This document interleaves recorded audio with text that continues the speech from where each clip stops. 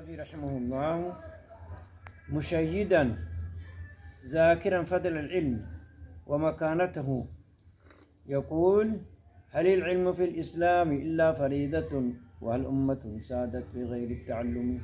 لقد أيقظ الإسلام للمجد والعلا فصائر أقوام عن المجد والمن. ثم في الأخير يقول: وما ترك الإسلام للمرء ميزة على مثله ممن لآدم ينتمي. أخوكم محمد علي برو الذي قام بالتدريس في هذا مركز أوداي، وأنا أتشرف حينما ألقي هذه الكلمات القصيرة بمناسبة هذا اليوم العظيم، يوم نحتفل هذا الحفل الكريم بمناسبة توزيع الشهادات فيما درسوا، وطالبا منهم أن يواصلوا وأرجو منهم أن يواصلوا دراستهم الجامعية فيما بعد إن شاء الله.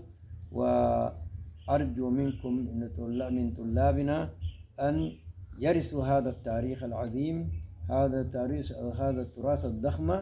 فأرجو من أبنائنا وإخواننا الطلاب أن يكون يومهم أحسن من غد، وغد فليكن غد أحسن من هذا اليوم.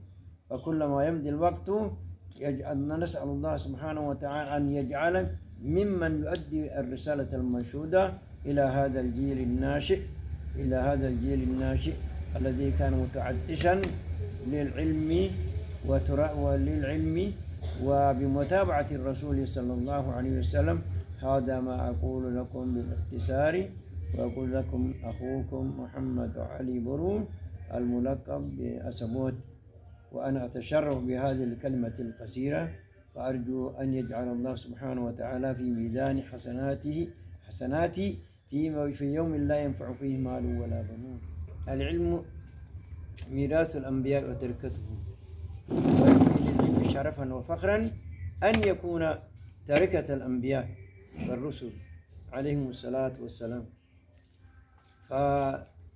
فنرجو من طلابنا العناية بالعلم، وأن يعرفوا قدر العلم ومكانته، وأن ينشروا هذا التراث إلى الجيل الناشئ الذي هم طلبة اليوم وشباب الغد ورجال المستقبل الذين تنعقد عليهم آمال الأمة.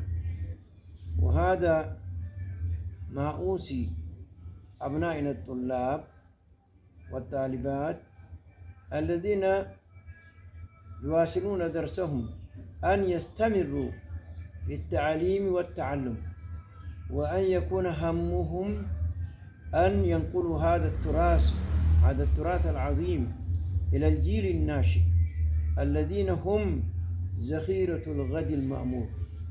فبالعلم تبنى القصور، فبالعلم يعرف الإنسان كيف يعبد الله عز وجل، وكيف يقتدي بالرسول صلى الله عليه وسلم، لأن الله عز وجل ربط صلاح المسلمين بمتابعة الرسول صلى الله عليه وسلم في أقوالهم وفي أفعالهم وفي أحوالهم.